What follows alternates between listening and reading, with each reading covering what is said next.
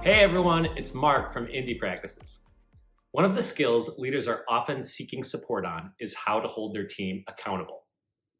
This can be a tricky and intimidating process, and a lot of the times, leaders just avoid having accountability conversations with their team. Today, we're going to talk about how to approach these conversations and look at a structure to keep them on point. There are several different ways to hold someone accountable, but today we're going to talk about doing it through a short but direct conversation. The purpose of the conversation is to let the person know that a mistake has been made and to provide them with guidance so that they can course correct. Think of this as more of a coaching conversation than a conversation in which someone is in trouble. Before you even attempt having a conversation like this, there are a few things that must be in place. First, you should have a set of norms or values that everyone on your team is aware of. You should have invested time in making sure the whole team knows why these are important. See our resources on mission and values if you need some help here. Second, you should be spending time observing your team do their work. If you spend all of your time in your office and then you see something and decide to hold someone accountable, it's possible that you're catching them out of context. Third, you should have accountability as an established part of your team culture. You should be giving lots of positive feedback on performance, and your team should expect to be coached. If these things are not in place, be sure to invest time here first before you worry about having accountability conversations. Here's the basic structure for an accountability conversation. First, there's a check-in. The purpose of this is to make sure the person is okay and prepared to have the conversation.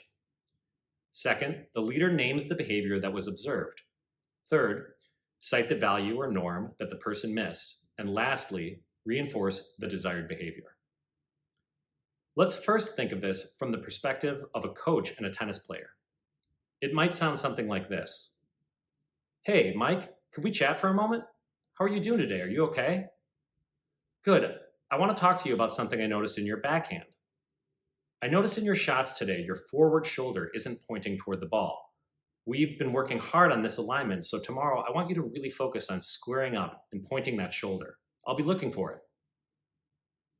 This conversation is corrective, but positive, and the purpose of the conversation is to help the player succeed. Now, let's look at a simple professional example. It might sound something like this. Hey, Mike, can I talk to you for a second?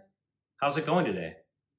Listen, I noticed at our last meeting that you seemed disengaged and you barely participated in our team conversation. I also noticed you were on your phone a few times.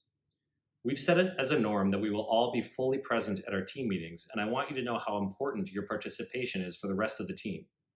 It's super important that you're engaged and active. At our next meeting, I'll be looking for you to step up and participate. You usually suggest such great ideas. These conversations may not feel natural at first, but if you've invested time in the prerequisites that we talked about earlier in the video, and if you're consistent with your team, increased accountability will become a part of your culture. Be sure to check out the resources that are linked in the description of this video for more tips, and please reach out to us if you have any questions or comments. Thanks for watching.